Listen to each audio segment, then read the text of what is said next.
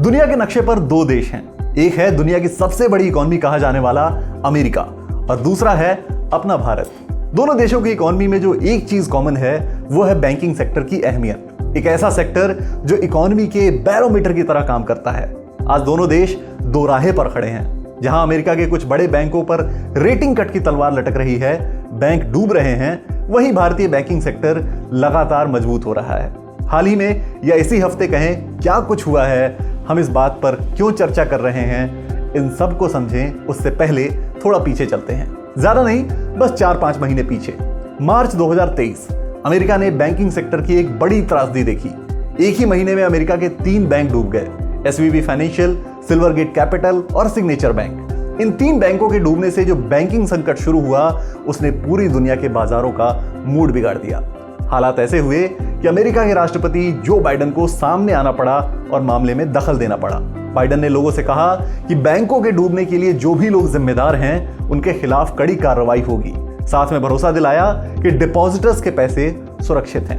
अब लौटते हैं अगस्त के महीने में। अगस्त की शुरुआत में ही रेटिंग एजेंसी मूडीज ने अमेरिका के करीब 10 छोटे मझोले बैंकों की रेटिंग घटा दी। मूडीज ने इसकी 3 वजहें गिनाई: फंडिंग की ऊंची लागत, रेगुलेटरी कैपिटल की संभावित कमजोरी और कमर्शियल रियल एस्टेट में बढ़ता जोखिम। अगले दिन अमेरिकी बाजारों में भी हाहाकार मच गया। अभी इस मुसीबत से अमेरिकी बाजार उबर भी नहीं पाए थे कि दूसरा झटका दे दिया रेटिंग एजेंसी फिच ने। फिच रेटिंग्स के एक एनालिस्ट के हवाले से यह खबर सामने आई कि फिच ने चेतावनी दी है कि अमेरिका का बैंकिंग सिस्टम एक बड़ी मुश्किल की ओर बढ़ रहा है और वो दर्जनों बैंकों की रेटिंग को डाउनग्रेड कर सकता है। अहम बात यह है कि इन बड़े बैंकों में JP मॉर्गन चेज जैसे बड़े बैंक भी शामिल हैं। बस होना क्या था, फिर से बाजार पर असर और बैंकिंग शेयरों की जमकर पिटाई।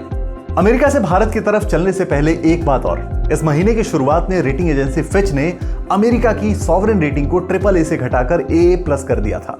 इतिहास में यह दूसरी बार हुआ है कि जब अमेरिका की रेटिंग को डाउनग्रेड किया गया है। अब आते हैं अपने देश भारत पर। जो फिच रेटिंग्स अमेरिका के बैंकों के लिए परेशानी का सबब बन रही है, उसी ने 16 अगस्त को कहा कि आर्थिक जोखिम कम होने से भारतीय बैंकों के लिए काम करने का माहौल बेहतर हुआ है।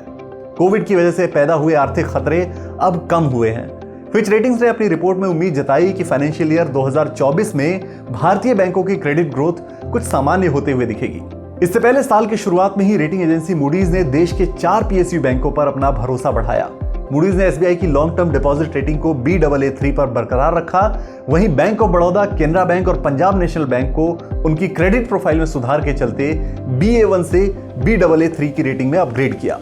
इसके बाद जून में अमेरिकी credit rating agency S&P global ratings ने SBI, HDFC बैंक और ICICI बैंक की स्टैंडअलोन क्रेडिट रेटिंग को अपग्रेड कर दिया। S&P ग्लोबल रेटिंग्स ने 26 जून को जारी अपने नोट में कहा है कि भारत के इन बैंकों का क्रेडिट रिस्क कम हुआ है और अर्निंग्स में सुधार देखने को मिला है। अब हमने वीडियो की शुरुआत में ही कहा था कि दोनों देशों का बैंकिंग सिस्टम आज दो राह पर खड़ा है। साफ है कि भारतीय बैंकिंग सिस्टम ने तय कर लिया है कि उसे किस राह पर आगे बढ़ना है। ये रास्ता तरक्की का हाईवे है जिस पर रफ्तार पकड़कर 3rd लार्जेस्ट इकोनॉमी का सपना सच हो जाएगा। इस वीडियो को अपने दोस्तों के साथ शेयर करें और ऐसे ही इंफॉर्मेटिव वीडियोस के लिए BQ प्राइम हिंदी को सब्सक्राइब करें।